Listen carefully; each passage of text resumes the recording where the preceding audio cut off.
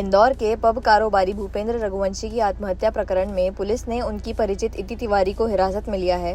भूपेंद्र ने 5 दिन पहले अपने निवास पर फांसी लगाई थी और पीछे एक पर्ची छोड़ी थी, जिसमें इति पर मानसिक दबाव बनाने और महंगे उपहार तथा मकान की मांग करने का उल्लेख था। मृतक की पत्नी ने भी पुलिस को दिए बयान में इति पर शक जाहिर किया था।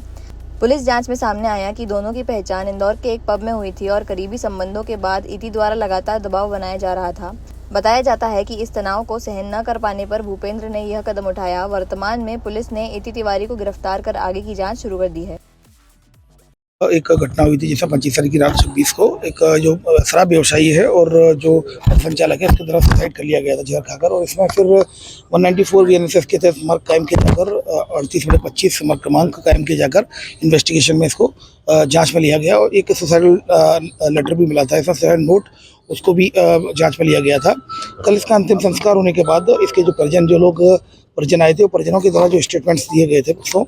उनके द्वारा जो आरती रघुवंशी, उसकी पत्नी, उसका साला संदीप रघुवंशी और शुभम ड्राइवर गनमैन, इनके द्वारा जब स्टेटमेंट्स दिए गए मर्ग जांच में और जो सुसाइड नोट था उसकी भी जांच की जाकर तो ये पाया गया कि पिछले 2 साल से भूपेंद्र रघुवंशी के साथ इसकी महिला की मित्रता थी, इति तिवारी नाम की महिला की मित्रता थी। और ये जो बयानों के आधार पर और मर्ग जांच के आधार पर ये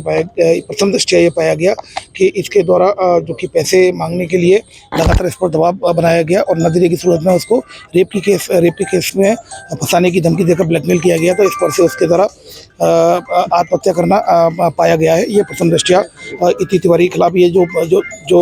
ये अपराध है, ये मर्ग जांच में ये अपराध 108 बीएनएस का पाया गया। इस पर से इति तिवारी को गिरफ्तार कर लिया गया है। इति तिवारी मुंबई में अमेजन कंपनी में एचआर के पद पर कार्यरत है, जैसा कि उसके द्वारा बताया गया है। लेकिन सर, पुलिस विभिन्न जगहों पर तलाश रही थी और वो ये खुद ही आए थे, जो कि ऑलरेडी मर्ग जांच में इन सभी के बयान होने थे, क्योंकि